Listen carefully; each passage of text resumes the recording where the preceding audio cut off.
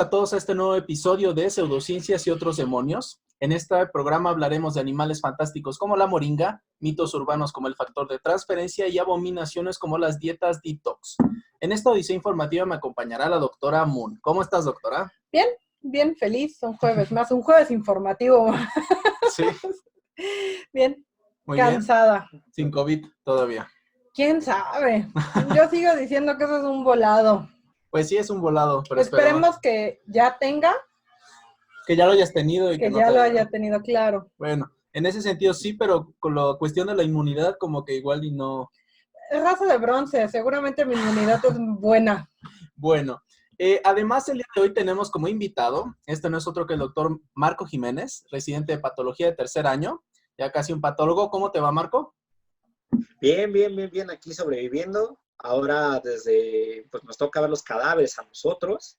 ¿Sí? Y para los que digan que ya está bajando la curva, pues básicamente no es cierto. Lo que dijo ayer el doctor Gatell fue una hipótesis que si seguíamos con las medidas, porque muchos ponen, ya dijo el doctor que bajó la curva, Ya, nada de eso. plano, ¿no? Esto apenas empieza.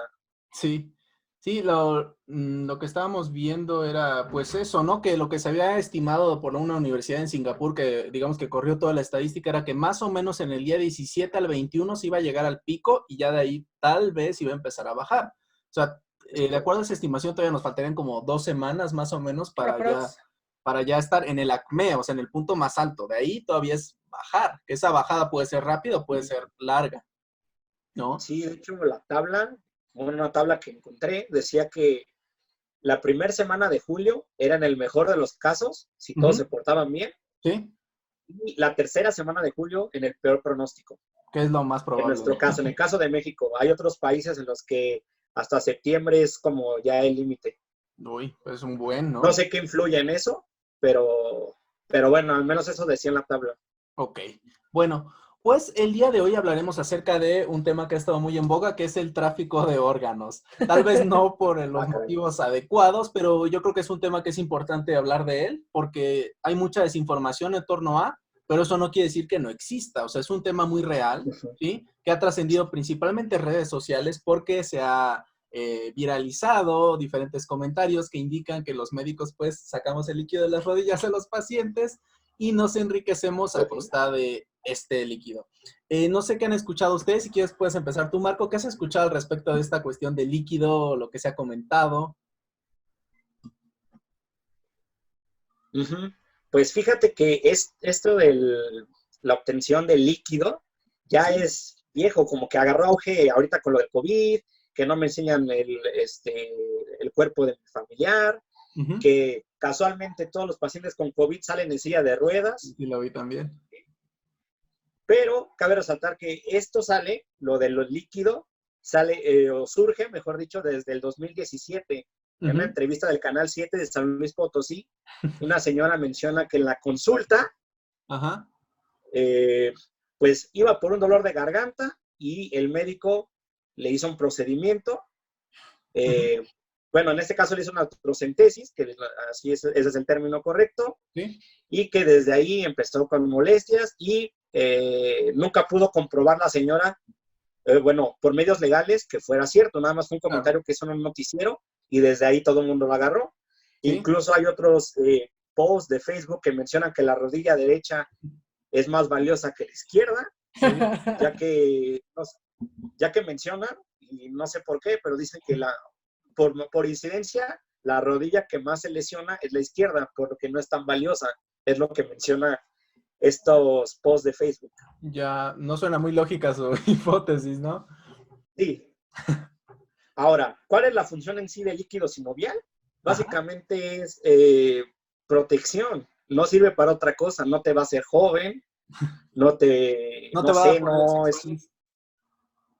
para nada. Tampoco es un tipo de droga. Te va a hacer rico, ¿no? Te va a hacer rico si eres ortopedista, tal vez, ¿no? Tal vez, no. Con razón el ortopedista trae carro del año y yo, pues, ¿qué voy a hacer? No. Ya no te toca sacar, ya cuando te llegan a ti ya les también están diciendo todo, que ya los vaciaron. No, peor, dicen que en patología nosotros también hacemos eso, que el patólogo pide la autopsia para sacar el líquido. Ya. Pero ya te llegan sin líquidos. ¿Y tú qué has escuchado? No, muy mal, muy mal. Pues, bueno, pues lo mismo, ¿no? El mismo video que ya habíamos visto y hemos De visto muchas veces. frase clásica de ya me sacaste mi líquido. Sí, ese. Y pues he visto comentarios y las señoras gritando afuera del hospital que los quieren completos y que les entreguen a sus hijos. O sea, la gente no sé, no tiene una idea de qué tan difícil es trasplantar un órgano, qué tan Claro. difícil es retirarlo y que se mantenga viable. Claro. Y qué tan difícil es que tú como persona lo aceptes. O sea, así al azar te tienes que aventar como, ¿qué? 20 riñones para que aceptes uno. Y Yo eso diría que quién menos, sabe. yo diría que menos. Ajá. Pero pues 20 riñones, ¿cuántas personas son? O sea, Claro, no claro. es como, Claro. no es tan fácil, no sé, quieren tirar al médico de mala persona, ¿no? Que se aprovecha de una situación y que está coludido con el gobierno y con la iglesia, ya que estamos en esto. Ajá. Y entonces en lo que unos ponen antenas, los otros crean una nueva religión, nosotros sacamos órganos. Sí.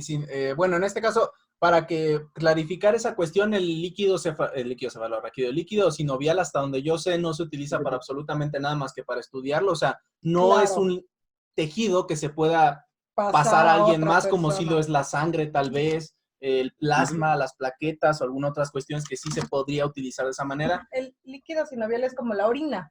Sí, bueno. Una vez que sale de tu cuerpo, claro, bueno, en ya ese no sentido. sirve para ninguna otra No, cosa. o sea, es para Más que estudiarlo. para estudiarse, claro, Sí. pero no se recicla, no se toma, no se unta, no se trasplanta, no se vende, nada. Y finalmente tú lo produces y si te lo sacan, lo sigues produciendo y Claro.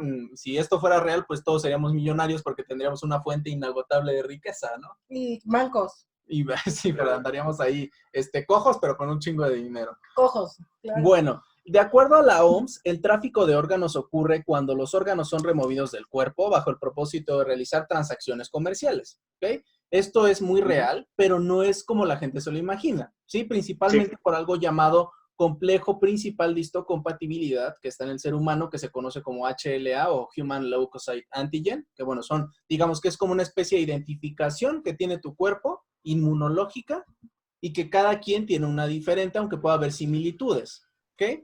Digamos que esta tiene una característica que se llama polimorfismo, es decir, que literalmente pues, puede tener muchas formas. De hecho, miles y miles de formas, ¿sí? Y esto puede llevar al rechazo de un órgano. O sea, cuando yo tengo un órgano, no es nada más tener el riñón, por ejemplo, sacarlo y ponérselo a alguien más, ¿sí? Eso ojalá y fuera así porque sería muy sencillo, pero el problema es muchísimo más complejo, ¿no? Esto, cuando se produce este rechazo, se llama rechazo de aloinjerto. Se llama aloinjerto porque es un órgano de alguien más, ¿sí? Alo significa externo, significa otro, ¿ok? Bueno, ¿qué tan probable, y esta es una pregunta para ti, Marco, digamos que un riñón tenga compatibilidad de un pobre cristiano que agarraron y que está en un hotel de Iztapalapa y le sacaron los riñones, ¿no? Los dos por alguna razón. ¿Okay? Que eso se lo lleven y se lo pongan a alguien más. ¿Cuál es la probabilidad de que ese riñón que sacaste tú sea compatible con el de otra persona completamente extraña? O sea, no es familiar, no es nada. Muy, muy baja, muy baja. Es una probabilidad casi nula. También depende de la respuesta inmune del que va a recibir el órgano. O sea, no son como piezas Lego que puedes intercambiar. Sí. De hecho, hay una cierta terapia que deben de llevar estos pacientes para poder aceptar ese órgano. No es como que...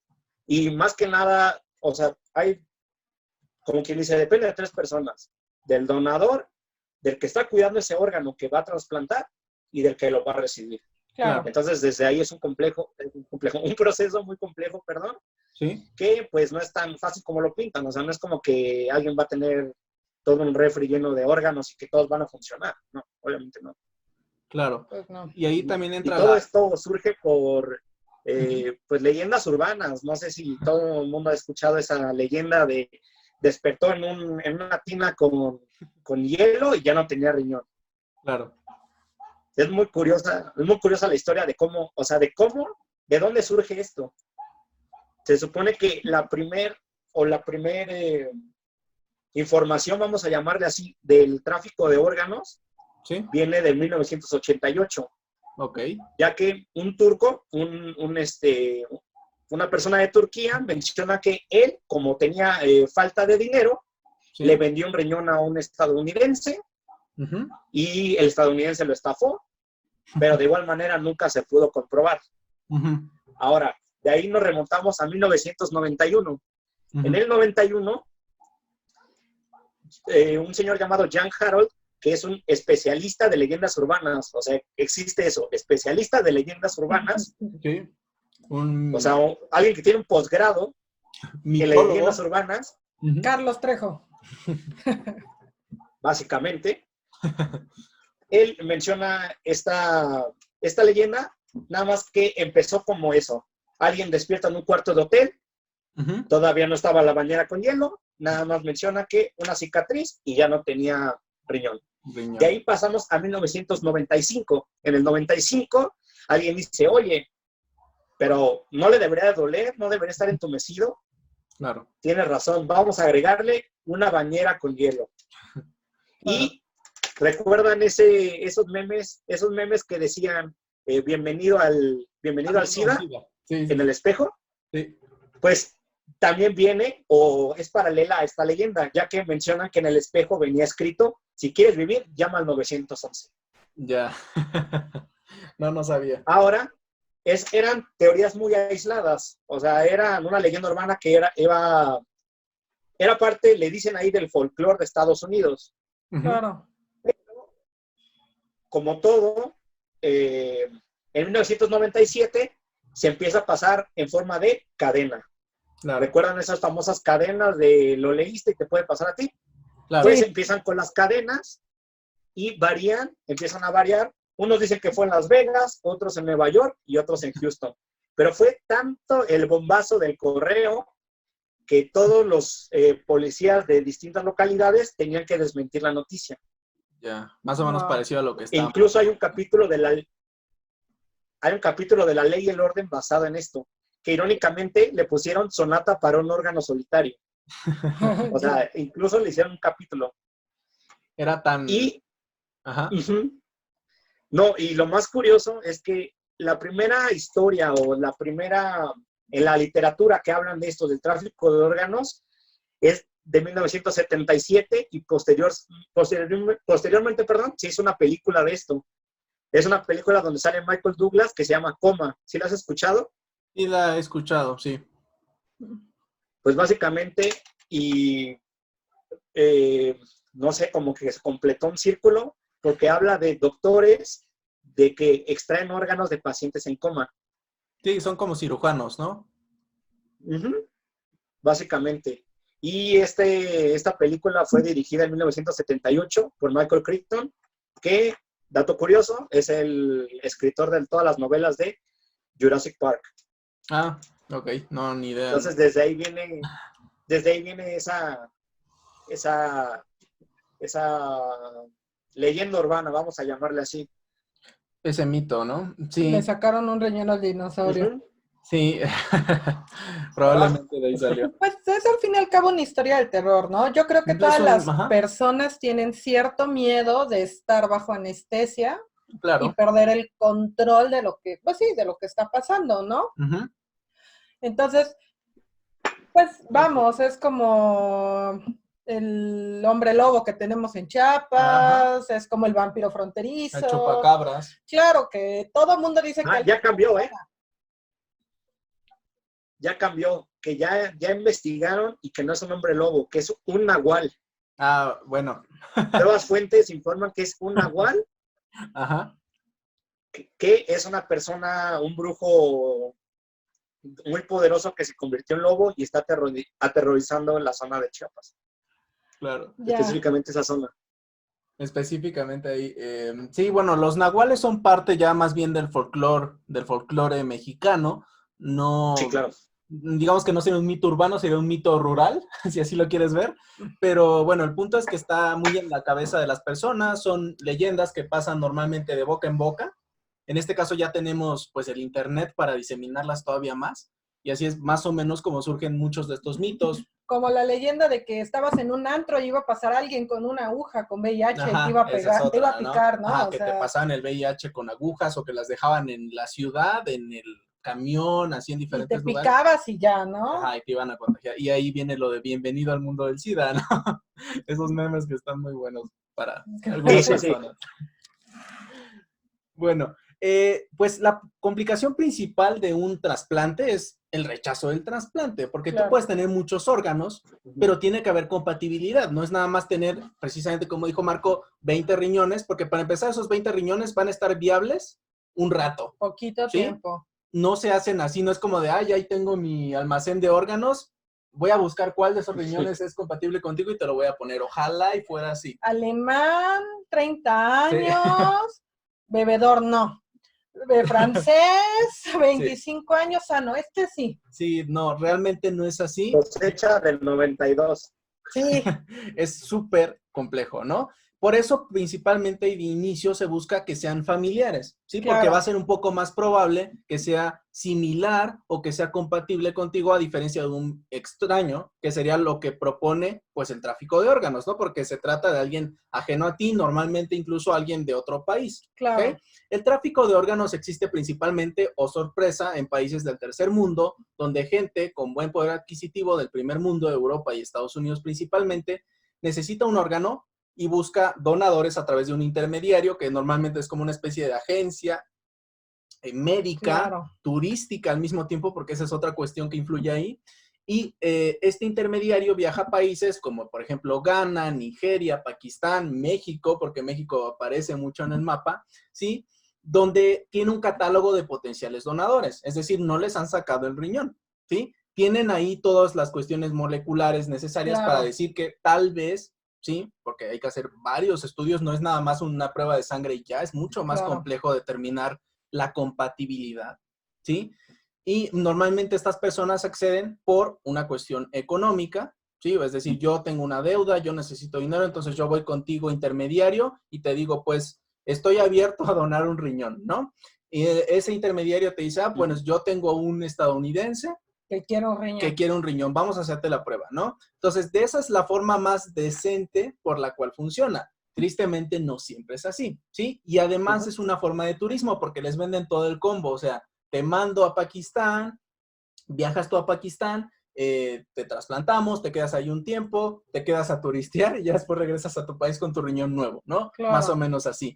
Normalmente este intermediario está involucrado en la trata de personas y ahí es cuando se toma todavía un poco más oscuro el asunto, sí, claro, y ya tiene una cartera de proveedores y de clientes, es decir, normalmente son personas en situación de vulnerabilidad económica y de otras índoles, incluso coercitivas, ¿sí? Que por ejemplo, te obligan a hacerlo, ¿no? Claro. Principalmente eso. Y existe solamente un país en el cual es legal comprar y vender órganos, pero solamente para los ciudadanos. ¿Saben cuál es? México. No. ¿Tú sabes cuál es, Marco? No.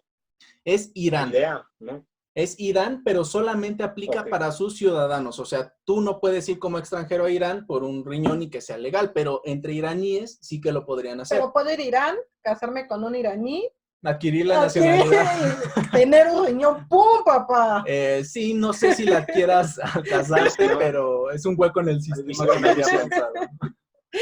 Pues es que la gente no entiende, ese es el punto, y eso es a lo que vengo. La gente no entiende que no es comprar una refacción de coche, y aún así las refacciones de coche tardan en llegar, el número claro. Sí. Entonces, tienes que estar despierto, tienes que hacerte varios estudios para saber si puedes ser donador, si tienes alguna infección, si tu riñón tiene piedras y bla, bla, bla, bla, bla, bla, bla, ya no eres candidato, aunque seas totalmente compatible. Si traes una infección, si tienes esto, si tienes 500 de azúcar y tu riñón está tirando proteínas, ya no eres candidato.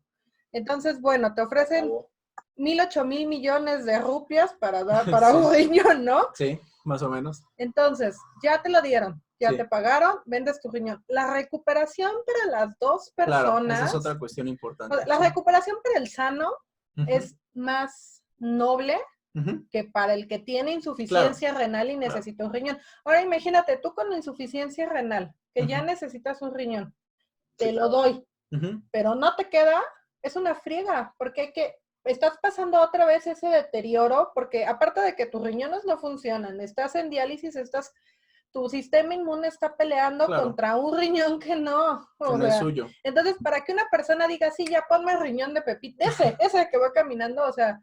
No funciona así. Sí, realmente... Se puede morir. Es hablar de lo complicado que es, que sí existe, pero no es tan fácil como decir, te voy a quitar el riñón y ya voy a conseguir un donador así.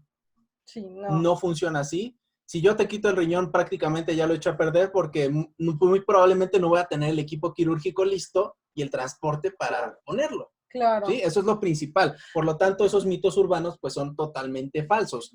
Veo más viable que quiten riñones para comérselos, ¿sí? Como Hannibal. Ajá, sí. No, a que los quiten para trasplantarlos. En verdad, si un mito urbano fuera más real, sería Hannibal. Claro, el canibalismo existe. Bueno, pero sí como okay, de una más manera nice. inteligente bueno. y culinaria. Ok, bueno, ahora vamos con la cuestión legal. Normalmente las leyes evitan que alguien viaje, que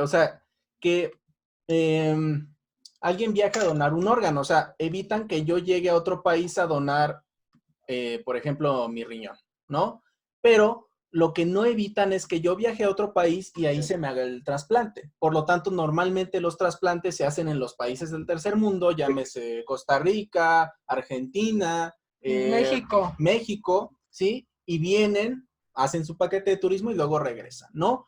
Y esto también implica que hay un grado de colusión con las autoridades, ¿sí? Porque si no, no podría entrar un extranjero, estar aquí un tiempo, hacerse toda esta cuestión y después regresar y que nadie se enterara de absolutamente nada. Y también velo así, o sea, es más barato traer un estadounidense, un francés a México y pagarle vacaciones y operarlo aquí que llevar un mexicano a Francia. Sí, sí, sí. ¿No?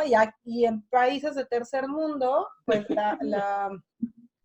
pues sí, esto de las autoridades, o sea, como no tenemos un sistema de salud. Sí, un estado de derecho donde se haga valer la ley, por lo tanto. No, ¿o a qué te referías tú? Como en Alemania, que si no tienes un seguro médico, no. Ok, ya. ¿No? Bueno, ves que aquí existe la medicina privada y en Alemania está todo centralizado, digamos. Bueno, los donadores normalmente son personas, en este caso particular del tráfico, con necesidades económicas, con deudas, que se someten a pruebas normalmente de sangre y de diferentes pruebas genéticas.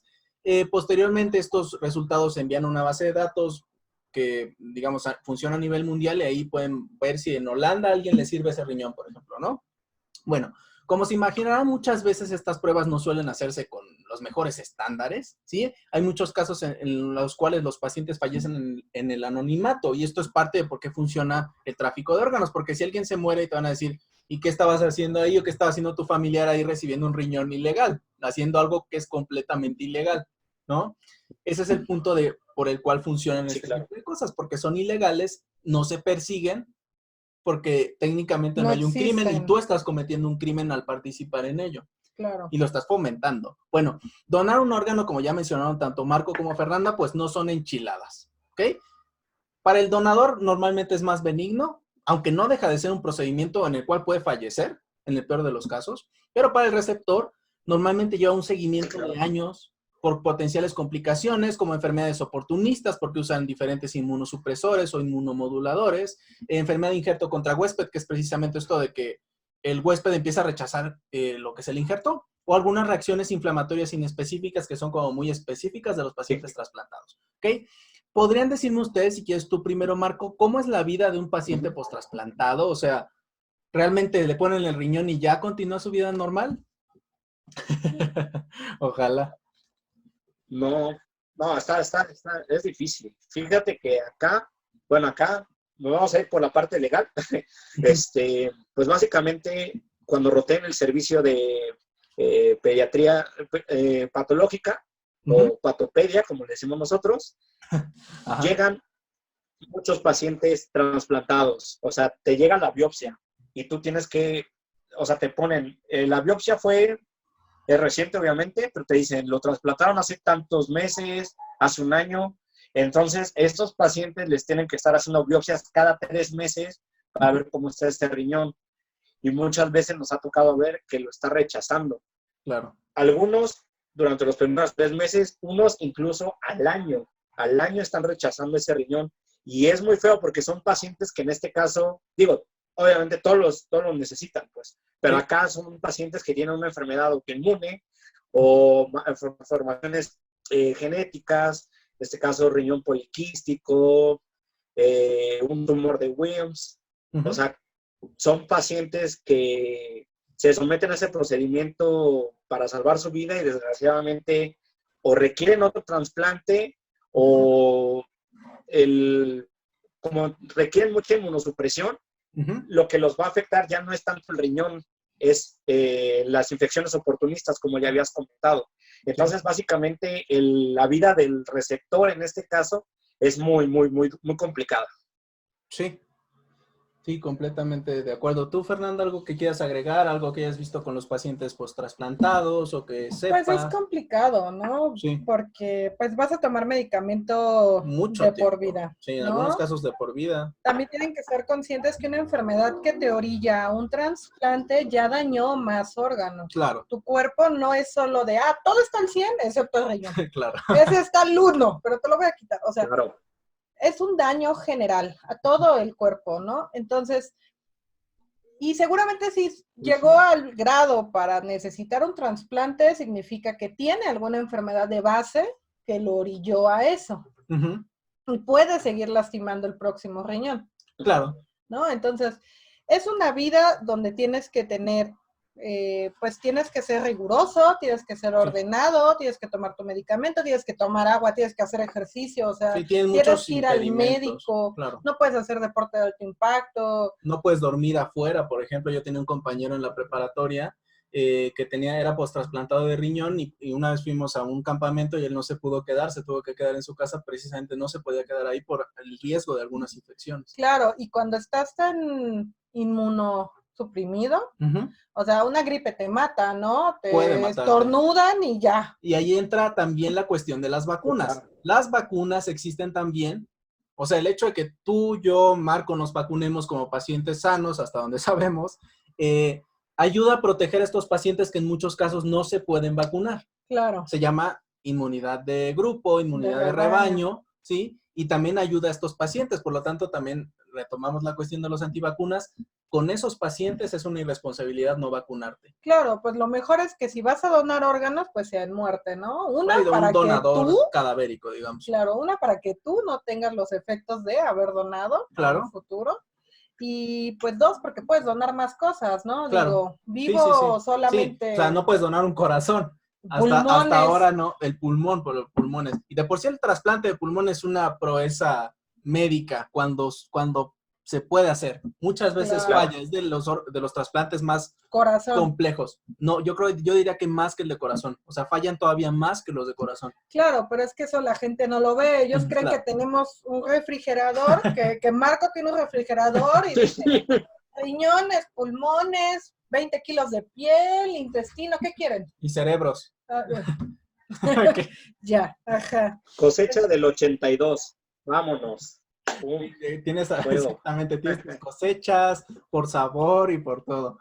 Bueno, no todos los órganos se pueden trasplantar, es lo que estábamos comentando. Sí, no. Y algunos puede hacerse, es muy complicado, como lo mencioné con los pulmones. Ejemplos de órganos y tejidos que sí se pueden trasplantar, algunos en vida y otros definitivamente en muerte, son córneas, riñones, corazón, hígado, piel, sangre, médula ósea, páncreas e intestino. Pero muchos de estos son súper complejos. Claro. ¿Sí? O sea, igual la córnea es de los más sencillos, diría yo. Sangre. Sí, sangre, claro. Sangre diría que es el que tiene menos complicaciones. Pero, por ejemplo, pulmón, les repito, es una proeza médica hacer un trasplante de pulmón que funcione y que sobreviva. Igual y piel tampoco es tan difícil, ¿no? Piel probablemente les pones las tilapias. Hígado, claro.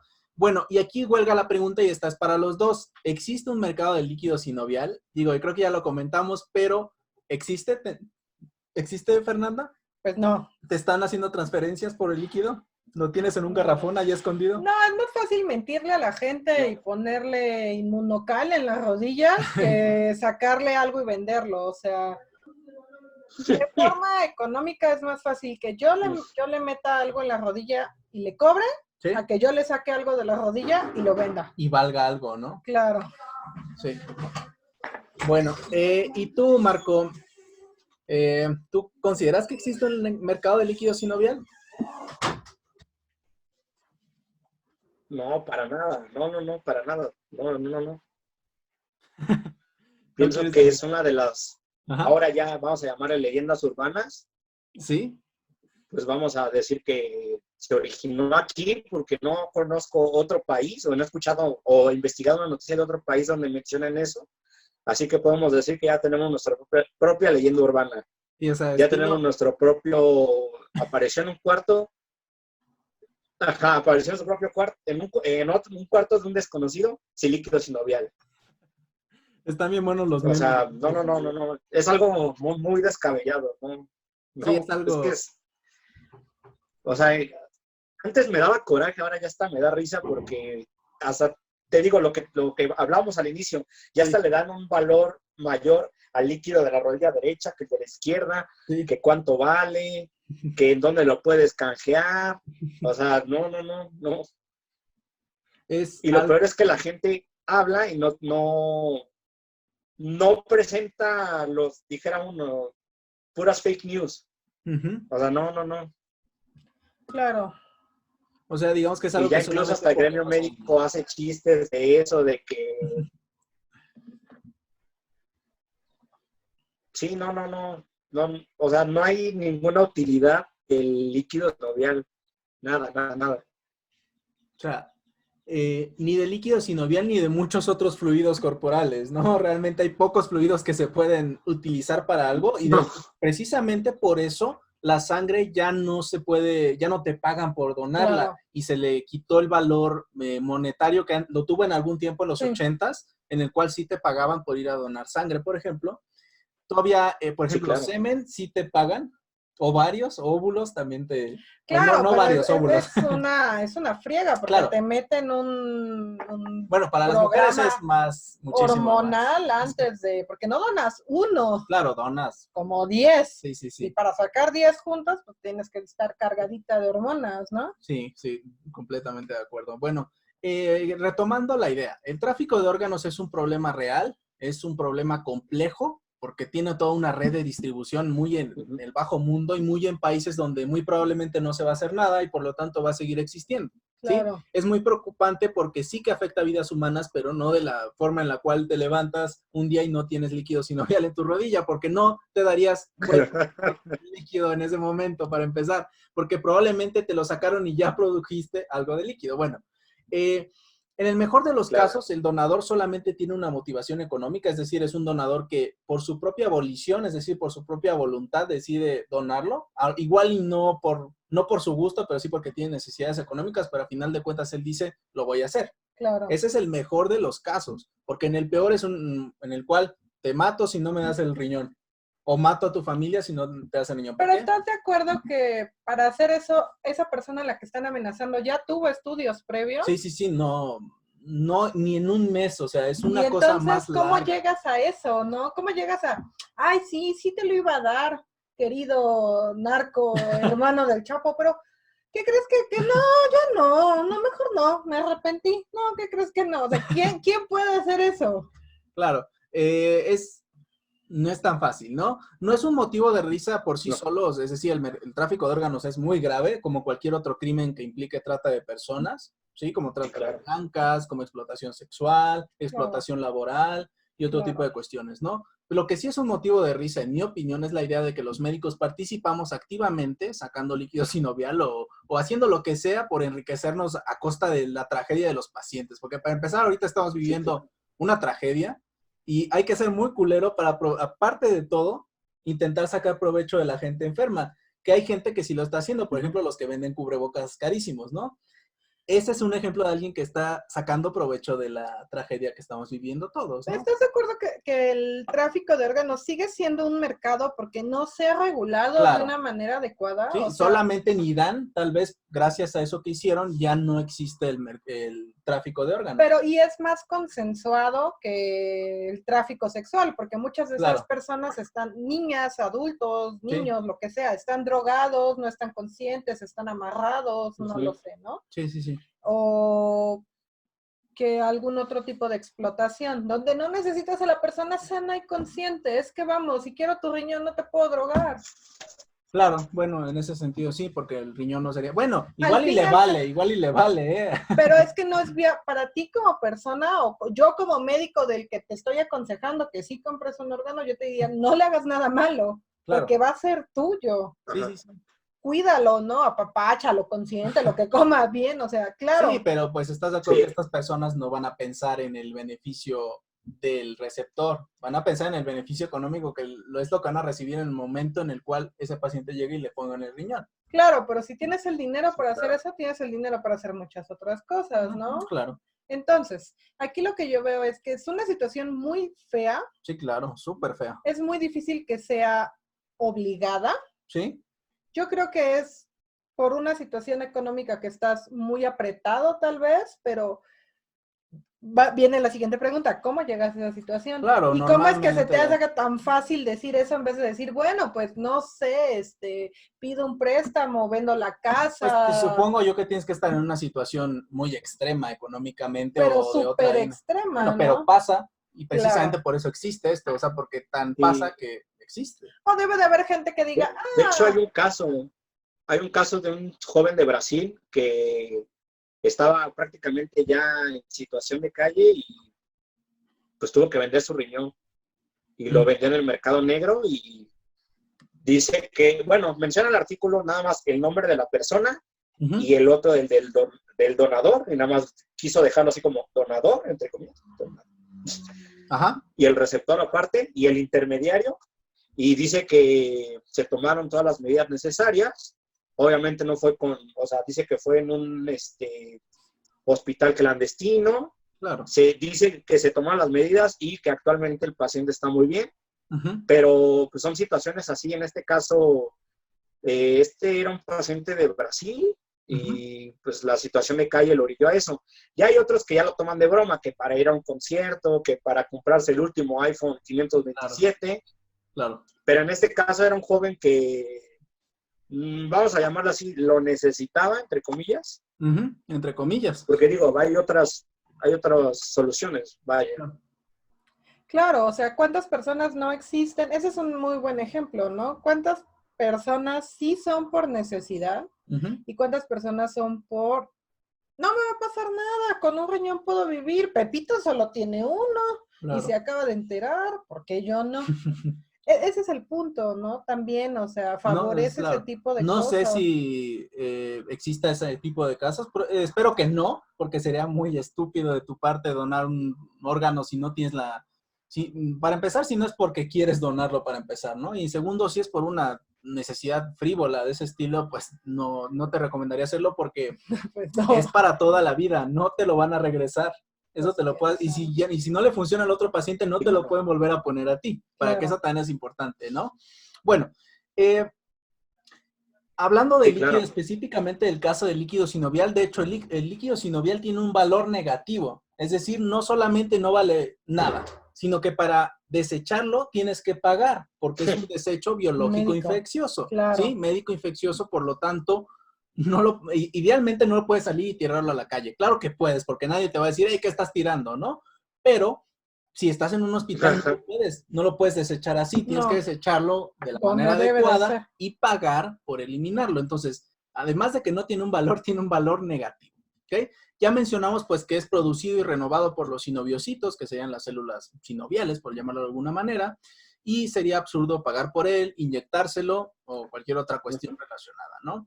El problema de la mayoría de la gente con gonartrosis tiene más que ver con desgaste que con falta de líquido. Claro. Sí, es un problema diferente que no se va a resolver metiéndole líquido sinovial, para que también lo sepan, ¿no? Bueno,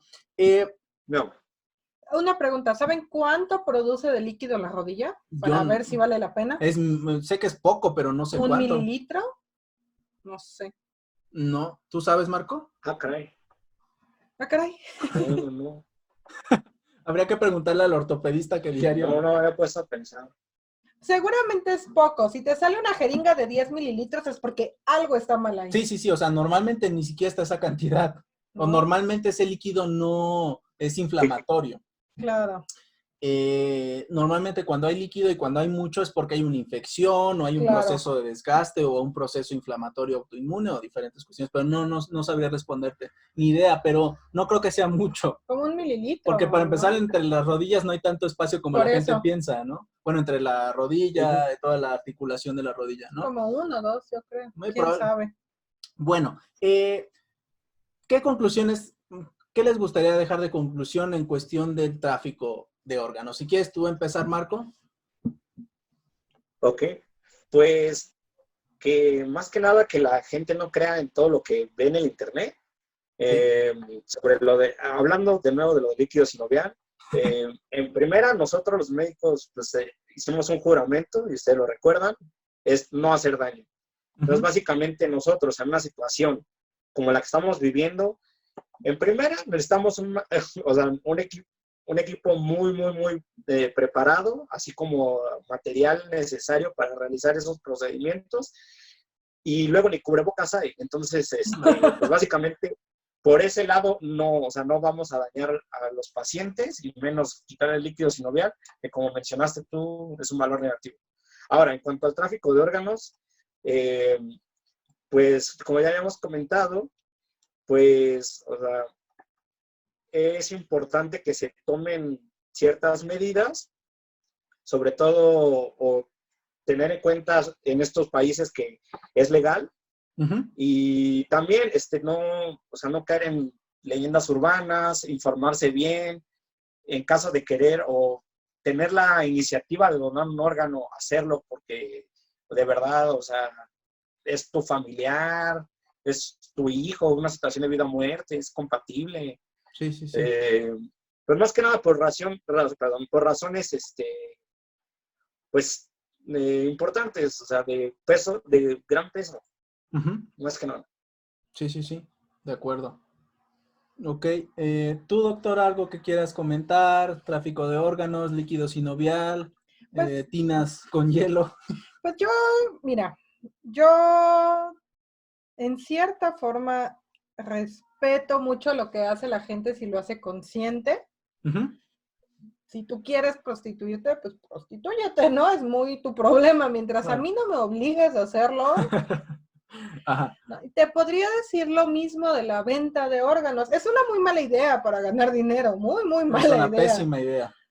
Pero pues igual y te piensas morir a los 30, lo donas a los 29 y te matas en un accidente. Bueno, técnicamente estás en tu derecho de hacerlo, pero bueno, como mencionamos, es legal solamente en un país. Sí, claro, aquí el problema es la legalidad. Claro. Ese es el punto. Es tu cuerpo, tú sabes lo que haces con él mientras no afectes a otras personas. Claro, ahí literalmente el único que te afecta eres tú. Claro, entonces, aquí lo importante es que la gente lo importante de todo esto es aclarar que no es fácil, que la gente esté bien consciente que es de las operaciones más difíciles, es de las cosas más difíciles donar y recibir, es de las cosas más complicadas, necesitas mucho tratamiento, mucha atención, no sales a caminar al día siguiente ya con tu riñón nuevo o sin tu riñón. Entonces, decir que Pepito se murió por COVID y llegó rápido a patología porque todavía estaba caliente y el patólogo Marquitos le sacó todo, lo embolsó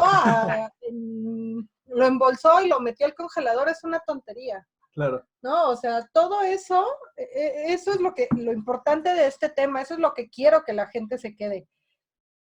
Un médico, independientemente de lo que hayas estudiado, no tiene cabeza ni tiempo para andar pensando en sacarle órganos a la gente y muchos no tienen ni siquiera la práctica médica. Seguramente se te va a morir o vas a echar a perder ese órgano porque no es fácil. No cualquiera. En México, ¿cuántos hospitales harán trasplantes? Los de alta especialidad. Probablemente tercer nivel solamente. Sí. No es tan fácil, sí, claro. No es tan sencillo. Entonces, lo importante es que la gente se quede con eso, ¿no? Si aquí no se les está dejando ver a sus muertos, si se entregan en bolsa, si se entrega directamente a la funeraria, si hay un paso patología funeraria directamente sin que el familiar esté en medio, es por proteger al familiar. Al muerto, al fin y al cabo, ya se murió. El patólogo trae un traje, el de la funeraria trae otro traje. Entonces, el único que se puede infectar ahí es el familiar. Y el familiar que va a infectar a otras personas. Ese también es el detalle. Proteges a la persona y proteges a la persona de su estupidez. De sí misma. Exactamente, ¿no? Entonces, no, está pasando una situación muy complicada en el país. Yo creo que la gente tiene que estar consciente que las cosas no se hacen por molestar, por lastimar, por humillar, por lo que sea, Ni siquiera se hacen por comodidad del médico, también para que lo tengan claro. Si no se está saliendo a dar informes es porque tal vez solo hay un médico y ese médico tiene que ver piso, dar indicaciones, ver a los pacientes, hacer notas, y no puede tomarse 5 minutos para salir a ver a los familiares, porque no son 5 minutos, señores, seamos realistas. Eso va a ser 1 hora, hora y media, en lo que todo el mundo despliega sus preguntas. Y esos familiares estuvieron en contacto con el enfermo. No deberían de estar afuera del hospital. Deberían de estar en su casa aislados.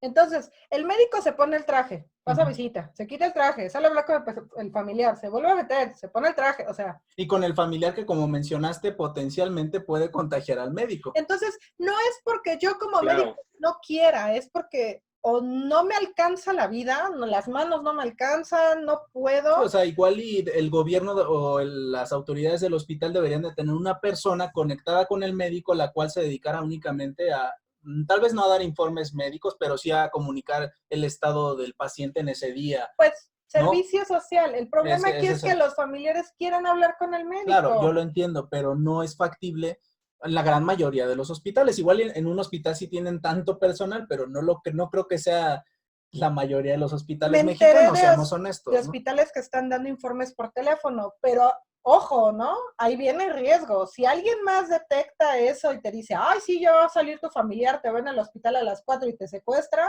Bueno, existe riesgo, esa es otra cuestión diferente, pero existe. Creo que hablando de la cuestión de los cuerpos o de los pacientes fallecidos, le querías preguntar algo a Marco, ¿no? Creo que este es un buen momento. Ese es el punto. Es importante que tú como patólogo le aclares a la gente por qué no puede ver a sus muertos. O sea, porque es importante que limiten el trato entre patólogo y funeraria y el familiar no esté ahí y no esté abrazando y no esté besando y no esté buscando. O sea, ¿cuál es lo importante de todo esto? Pues, mira, como estábamos platicando, básicamente llega el cuerpo a patología. Vamos a hacer un ejemplo, llega 9 de la mañana. ¿Sí? 9 de la mañana, en lo que el familiar del paciente paga, arregla los gastos funerarios, van a llamar la funeraria, vamos a darle un promedio, porque hay veces que tardan 2 horas, vamos a darle 3 horas. En 3 horas, pues nos dan las 12, a las 12 ya llega la carroza, llegan los familiares y los de la funeraria, ya todos traen su traje de astronauta, le llamamos así, su traje de astronauta, su cubrebocas, incluso hay unos ya traen hasta su como máscara de buzo. Nosotros como patólogos tenemos un área que le llamamos capilla, que es donde ahí se les entrega, o más bien nos enseñan el acta de defunción, se les pide firmar que es su familiar, quién es el que lo recogió, o sea, el familiar que lo recogió, qué identificación entrega, y también el de la funeraria da las placas, da el nombre de la funeraria y la persona que lo recoge. Y ahí es donde le damos nosotros la indicación. Por indicación, por norma sanitaria, no le podemos enseñar el cuerpo. Pero él, cuando llega, ya trae una tarjeta. La tarjeta nos las entregan a nosotros, obviamente con guantes la recibimos, y le tomamos foto y se la enseñamos al familiar. Pero como pasó un suceso en un hospital, que no voy a decir, bueno, ya todo el mundo sabe qué hospital fue, ocurrió que confundieron los cadáveres, entonces los familiares ya no confían en eso. Entonces, ¿qué es lo que se puede hacer, o qué es la opción que se les ofrece? Pueden revisar el cuerpo siempre y cuando se pongan un traje, esa es una.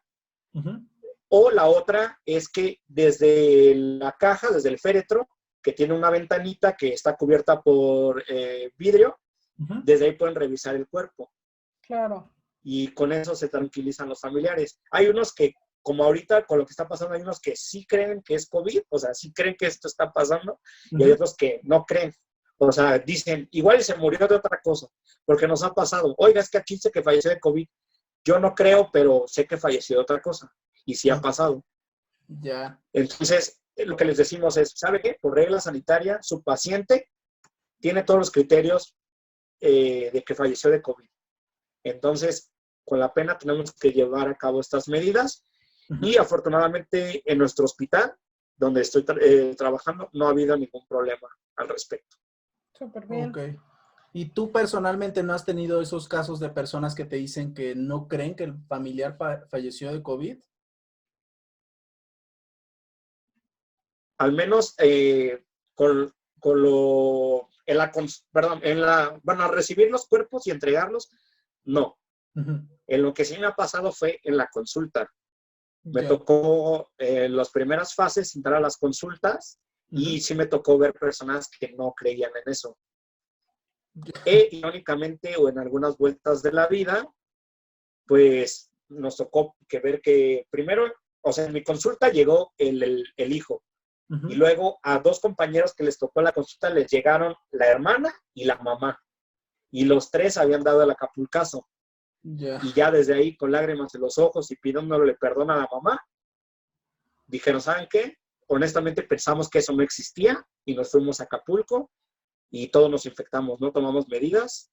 Y, o sea, y siento uno feo porque los pacientes lloran y te piden disculpas a ti por no haber tomado las medidas y por, pues, ser parte de la estadística y peor, ser parte de los que formaron, o sea, que generaron contagio a otros. Porque una cosa es que se hayan infectado ellos, pero los familiares, ¿a qué otras personas vieron? Incluso infectaron a familiares más lejanos o a los vecinos, a la señora de la tienda, vamos a llamarle así. Sí. Entonces, sí son... Ahí aplica el de uno hasta no ver, no creer. Pero en estas situaciones que estás viendo artículos, noticias, yo creo que es más necedad de la gente o un intento como de refugiarse de la realidad, el no creer en esto. Pues, básicamente yo lo veo así. Y sí es preocupante porque la gente piensa que, o sea, estábamos hablando de la conferencia en la que dice el doctor Gatell que, ok, tomando las medidas hipotéticamente, pero muchos lo toman como una verdad. O sea, que yo te diga, si nos portamos bien, la curva va a bajar en 3 días, no quiere decir que vaya a pasar. Claro. Porque por uno que no cumpla, la curva puede llegar a subir. Entonces empiezan a decir que el doctor está mintiendo. Y no es que esté mintiendo, son hipótesis y son cuentas y es lo que nos comentan. O sea, dicen los epidemiólogos, nosotros hacemos un cálculo. Si ustedes hacen esto, se acaba esto, o más bien se mitiga, vamos a llamar así porque no se va a acabar, tal día. Sí. Pero, si de estas 2 personas, no sigue las órdenes, no funciona. Entonces, la gente no debe de tomar absolutos, no debe tomar sí o no. O sea, hay que seguir las medidas, hay que respetar, hay que tomar las indicaciones de quien viene. En este caso es un doctor preparado, encargado de estas cosas. Y pues más que nada es eso, o sea, que la gente ya como que le caiga al 20 de que es una epidemia, que se deben de acatar las medidas y no creer en las noticias falsas. Para eso hay, gracias a Dios, tenemos el internet y tenemos artículos publicados. No todo lo que viene en el Sopitas, por mencionar algunos, en Facebook, en los memes, es real. Porque incluso muchos compañeros míos publican memes y veo que hay gente que los comparte como información veraz. Claro. Y eso no tiene que ser. Hay que tener un poco más de criterio, vamos a llamarle así. Sí. Pides demasiado. Sí, estamos ahorita en lo que se llama la infodemia, que es precisamente esta, digamos, pandemia de desinformación, de gente que disemina, incluso es mucho más exitosa que el COVID mismo, la desinformación. Sí, o sea, Sí. memes, bueno, lo que tú quieras, ¿no? Igual y yo comparto irónicamente que sí, que estamos sacando líquido, que nos lo pagan a 100 pesos el mililitro, ¿no? Y estaría muy barato. Bueno, pero hay gente que lo comparte O como que a si, mi tío le pagaron por intubarse. Esa es otra que he escuchado. sí, Te pagan 15,000 por intubarte de gratis. ya, Y te pagan 5,000, o sea, 15 por intubarte y 5,000 por decir que tienes COVID. O sea, no. ¿Y cuánto te pagan por morirte? A empezar, yo no me dejaría intubar por 15,000 pesos. no, No. no, es que la gente no sabe, no Terminas sabe. sin dientes y están practicando. Sí, te toca con la vista y te atragantas con el diente y te mueres, no por literalmente por el diente que se va al bronquio, ¿no? Bueno, la gente no sabe qué es una intubación, ¿no? No sabe lo que se siente. Digo, yo no lo sé, pero con base en lo que he visto de los pacientes intubados, no me gustaría solamente si lo necesito. De otra Qué forma, difícil es extubar. claro, esa es otra. Te intuban, ok. Te mantienen así tal vez, pero ya que te extubes, que vayas tú evolucionando bien, ese ya es otro cantar. Claro, lo más fácil es intubarlo. Claro. No, pues no. Aparte, como ustedes saben, es lo que mencionan en todos los artículos. El intubarlo no es curarlo. El intubarlo básicamente ya estás del otro lado y del lado malo. Claro. Y Claro, o la sea, gente piensa que esa es la cura y eso. Y siempre mencionan en las publicaciones, se compraron 1,000 tubos, y, o sea, sí, pero el tubo no te está ayudando. Ya se hicieron miles de artículos, Italia, España, China, nombra el país que tú quieras con la afectado, más bien todos estamos afectados por esta epidemia y todos te van a decir lo mismo. El intubado es muy difícil que salga. En nuestro hospital, gracias a Dios, han salido dos de todos los que han ingresado. Pero, o sea, es un número muy bajo. Sí, cualquier enfermedad que te lleve a tener un tubo, no es pues ya buena. no, tener tubo es mal pronóstico, O pues, sea, o ser un sea, paciente Sí, crítico claro. ya aumenta tu porcentaje de mortalidad de una manera exponencial. yo te puedo asegurar, la mayoría que tuvo COVID y no tuvo más allá de una gripe, ni se enteró. Probablemente no, sí. Pensó que, pues eso, que era una gripe, ¿no? Claro, o Y los sea, que sí lo tienen grave se van a enterar sí, sí o sí. claro. Sí, Sí, claro. o sea, es más complicado. Bueno, por mi parte los voy a dejar con algo enlazado como conclusión al episodio anterior. Los médicos no estudiamos tantos años para hacerle daño a la gente, ¿sí? Claro. Que hay médicos que participan en el tráfico de órganos, tiene que haberlos porque si no, no podría existir, Claro, pero eso no quiere decir que o sea, no es ni uno en 1000, ¿sí?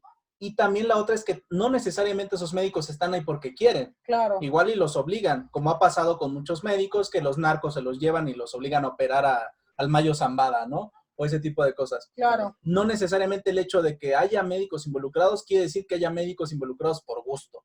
Igual y debe de haber uno en 1,000,000, Bueno, uno en puede 2 ser porque millones. tampoco quiere decir que ya seamos santos y no haya ninguno Pero que haga cosas seguramente malas. algunos los tienen contra su voluntad Sí, o amenazada a su familia o claro. O alguna sea, cosa así. es un problema complejo que no vale la pena frivolizarlo así como de, ay, están sacando líquidos en las rodillas, jijiji, jajaja, porque eso hace que la mente de la gente ya esté, o sea, de por sí ya nos tienen en el suelo a los médicos y al personal de salud y a las enfermeras y a todos los involucrados, ¿no? Y ahora con eso, pues todavía más. Pues es que este es el punto, ¿no? Tú eres el malo. De cierta forma, o sea, sí, a pesar de que ellos reconozcan que igual y no siguieron las medidas o lo que tú quieras, puede ser tu culpa.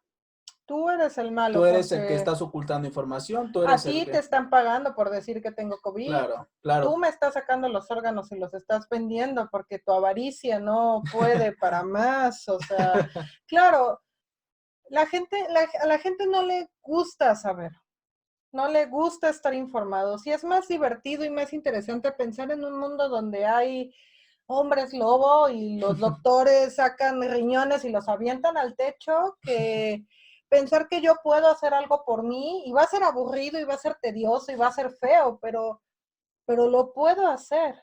Claro. Es como esto, ¿no?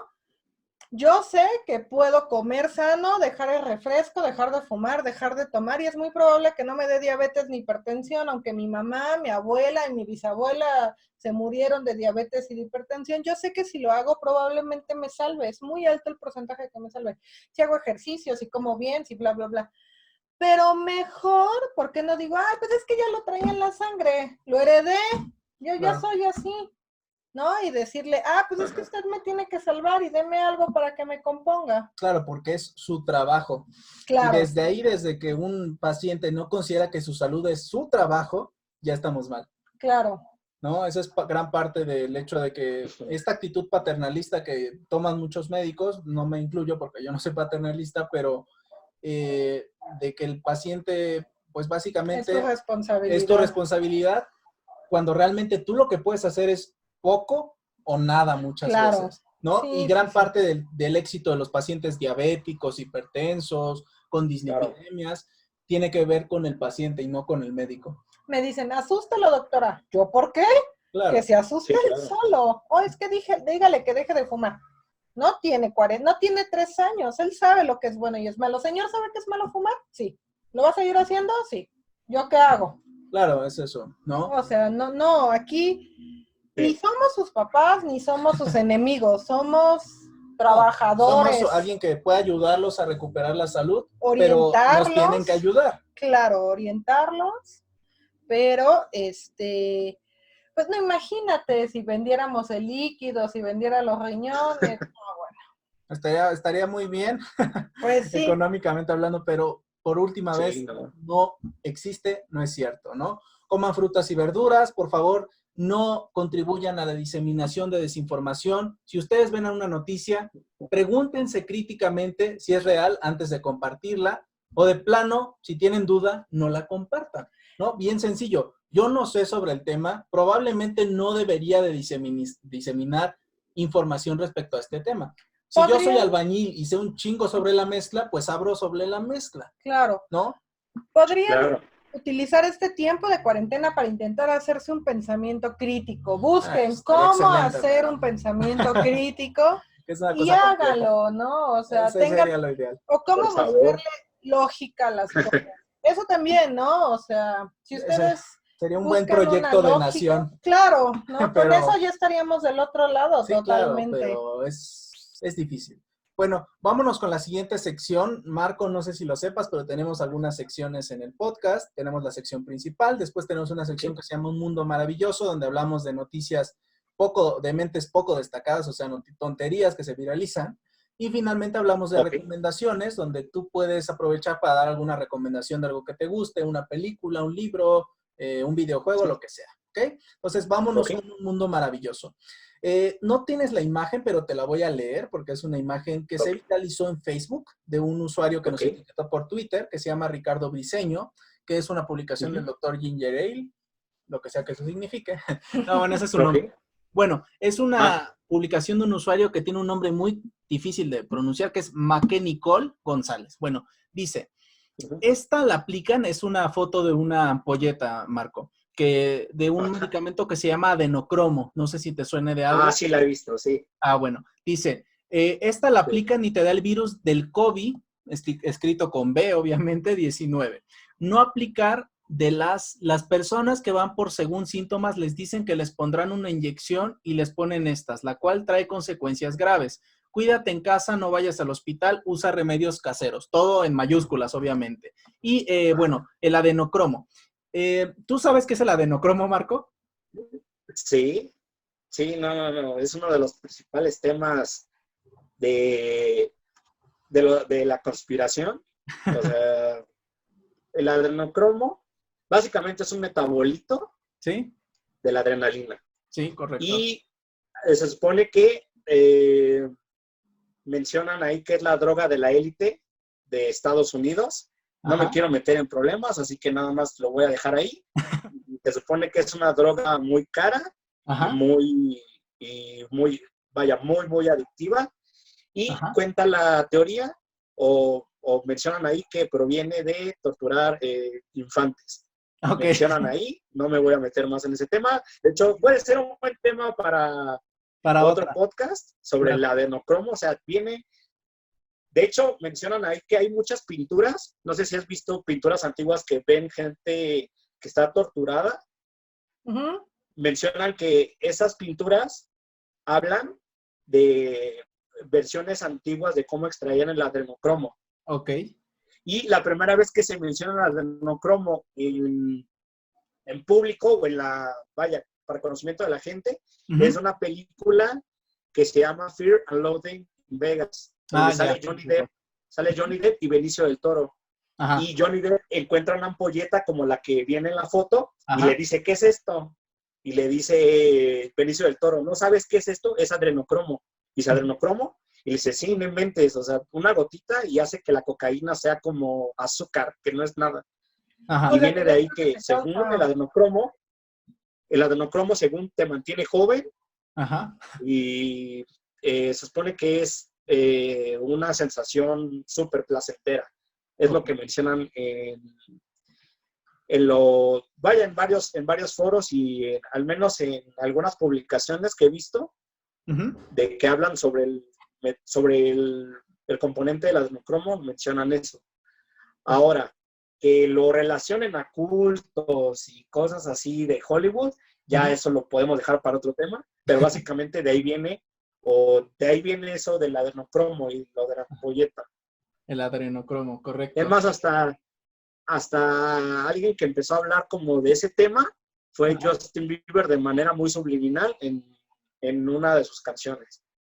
En la de Sugar, no sé cómo se llama. Más que nada es... No, Yomi se llama. Ah, ok. Yomi. Se llama Yomi la canción. Ajá. Y tiene, de hecho, el mismo video. Yomi, claro. Sí. De hecho, tiene varios como guiños a personas involucradas en la trata de blancas y de tráfico de niños. Esa es como una especie de teoría de la conspiración, que es como la élite estadounidense, que produce, pues que incluso tiene que ver con el éxito de algunos artistas en particular que contribuyen a ello. En teoría, según esta teoría, Justin Bieber algún tiempo estuvo ahí, lo está denunciando de esta manera, digamos, indirecta, que pues eso, ¿no? Incluso se hace referencia a algunos políticos muy, ¿cómo se llama? Joe Bethesda, creo, o Potesda, no me acuerdo bien, que es como muy... Podesta. John Podesta. Podesta, claro, que es como muy importante en Estados Unidos. Era la mano derecha de Hillary Clinton. Y cuando se filtran los correos ves que exactamente una semana o unos días antes de las elecciones de Estados Unidos se filtraron los correos de Hillary Clinton. Sí. Ahí venía todo eso. Ahí venía involucrado todo lo de John Podesta y de ahí fue cuando tiraron toda la campaña de Hillary Clinton a la basura. Sí, pero bueno, eso ya es... Pizzagate, ¿no? Bueno, entonces, retomando esta cuestión del adrenocromo, viene a colación después por lo que pasó creo que todos sabemos lo que pasó en el Hospital de las Américas en Ecatepec. No, ¿qué pasó? No quiero entrar en muchos detalles, pero la mayoría de ustedes saben a qué nos referimos. Bueno, dentro de todo esto trascendió en redes sociales que los médicos pues estamos inyectando a los pacientes con SARS-CoV-2. Así que tú que estás en primera línea o bueno, que estás en el hospital, Marco, ¿estás inyectando SARS-CoV-2 a tus pacientes? ¿Qué dosis les estás poniendo? No, claro que no. Si de hecho, o sea, no hay medicamentos, no hay insumos, menos vamos a tener SARS-CoV-2 si apenas si tenemos para las pruebas. Claro. No, es increíble. Y menos un SARS-CoV-2 etiquetado como adrenocromo. Claro. Mucho menos de eso. Claro, para que sea como más conspiracionista todo. ¿Tú qué opinas de esto, doctora? Pues que si tuvieran adrenocromo se lo pondrían ellos, ¿no? Para andar más... Para andar bien eléctricos. Claro, para tener en cuenta al mismo Capaz que con el adrenocromo ya encuentran la cura, no sé. Sí, pues, claro.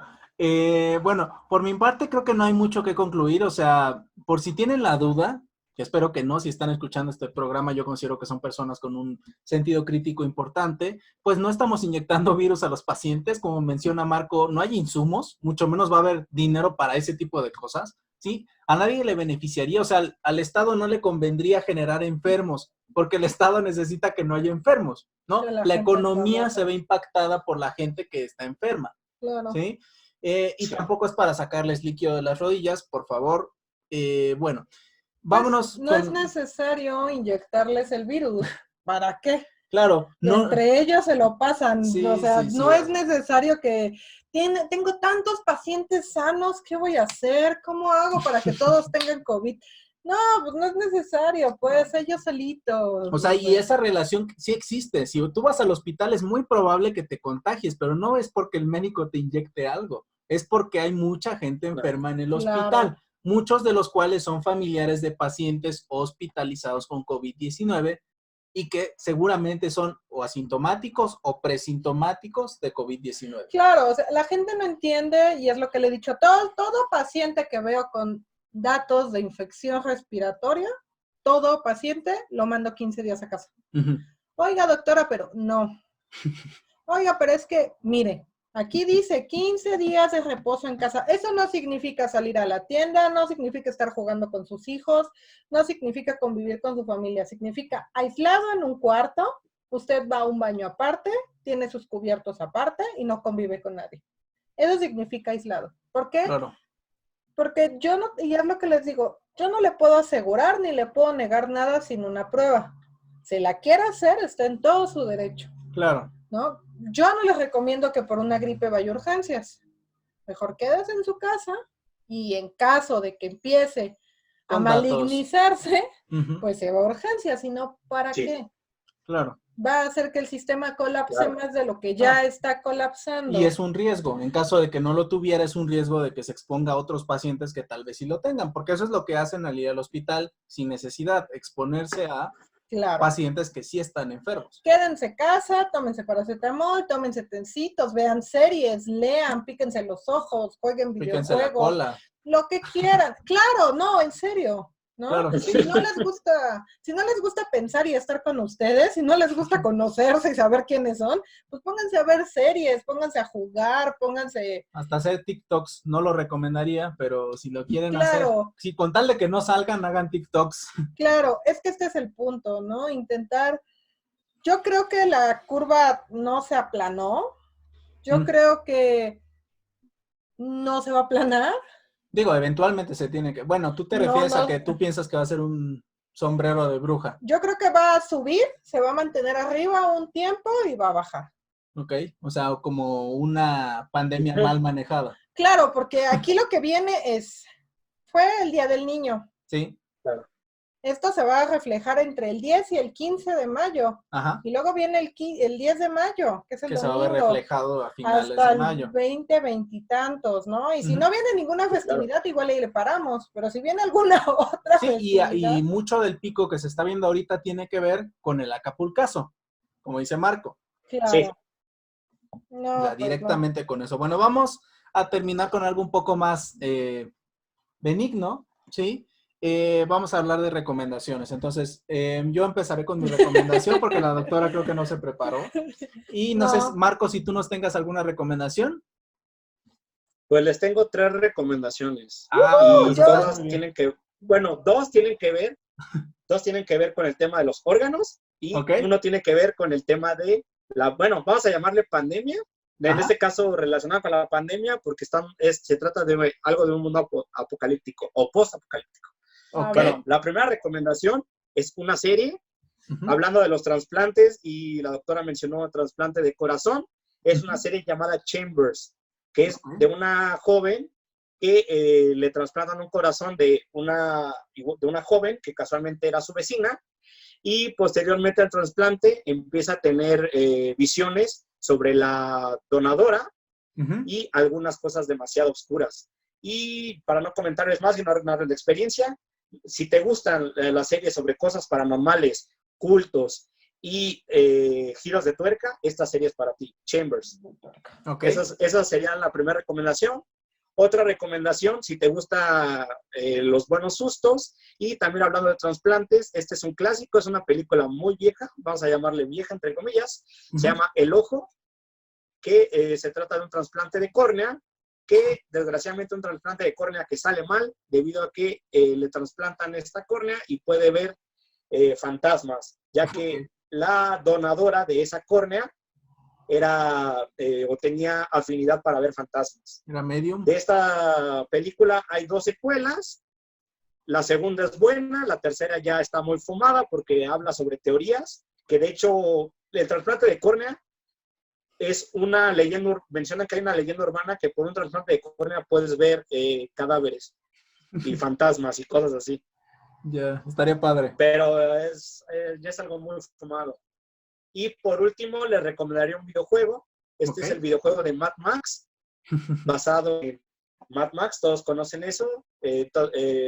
Es una película, son 3 películas, más bien 4 películas. La primera de los 70s, 80s, donde salía Mel Gibson, y la más nueva es del 2015, 2016, creo, si no me equivoco, donde sale Tom Hardy. Este es un videojuego basado en toda la filosofía de Mad Max, de un mundo post-apocalíptico donde te tienes que pelear literal por el agua. Encuentras gente que te hace daño, gente que te ayuda. Entonces, está muy padre porque es un juego de mundo abierto. Tú estás en tu carro, en el Interceptor, en el carro de Mad Max que salen todas las películas, y empiezas a ayudarle a la gente e incluso recuperas agua a la gente de distintas locaciones. Y lo más padre son las carreras a muerte, e incluso puedes equipar tu carro con arpones. Nos ayuda a alejarnos un poco de la realidad, ¿sí?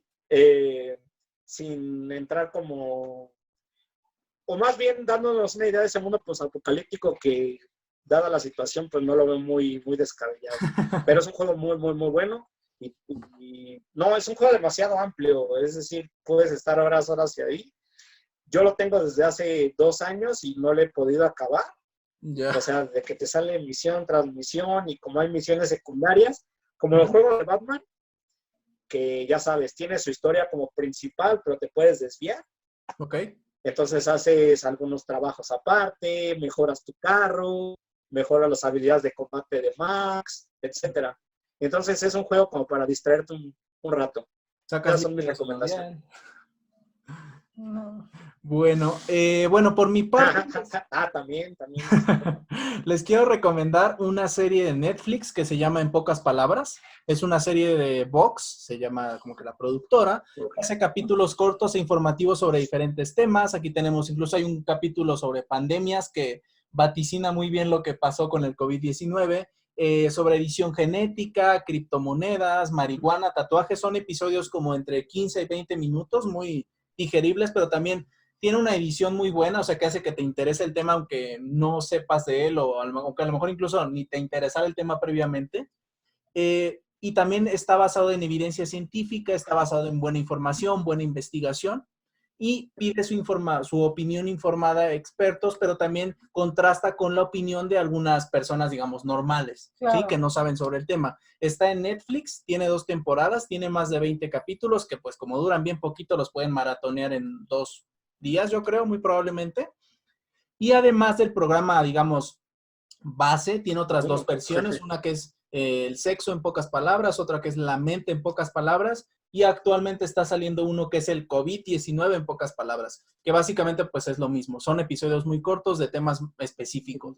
Claro, ¿sí? Por ejemplo, es muy buena. Sí, esta la veo con la doctora Moon y la verdad es que nos gusta, es algo interesante y también no es algo que dure así horas, ¿no? Y sí sientes que aprendiste algo sobre el tema. Yo creo que es muy buena, cualquier persona se puede sentar a verlo y le va a abrir un poco más su panorama. Sí. Y le va a quitar algunas dudas, ¿no? Y pues si no quiere investigar más, pues que no investigue, ¿no? Pero sí sería bueno que muchas personas vieran el tema de COVID y el tema de pandemia. Claro, sí sería para súper que bueno. pues se dé cuenta de esto, ¿no? Y el de vacunas también, ¿no? Para que no digan que están haciendo inyecciones de COVID, o sea. Claro, hay un episodio de vacunas, se me había olvidado. Claro, es muy bueno. Yo también se lo recomiendo. Ya, yo pensé que decías a recomendar Age of Empires 2. No. Ok. Estamos enojados con ese juego. Ok. Yo creía que era muy buena. Yo lo jugaba, ¿saben? Desde la secundaria. Yo creía que era muy buena. Pero llegó el doctor, sin doctorado, tenía que ser, y me dio una rastriza, ¿no?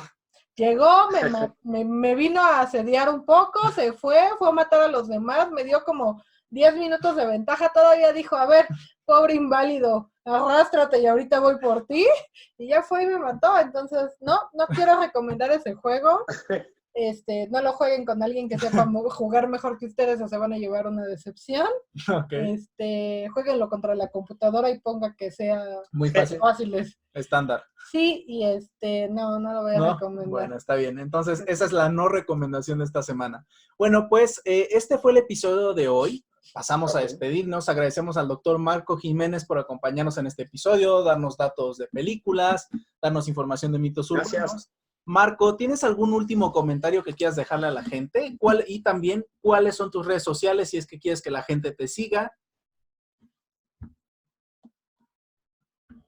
Ok, pues, bueno, de algún comentario, pues básicamente no crean todo lo que ven, infórmense un poquito más y más que nada con el documental que ya nos comentaste de en pocas palabras, mínimo vean eso. Si no les gusta leer, si no les gusta buscar artículos, vean eso y van a tener una idea más amplia y un poco de criterio.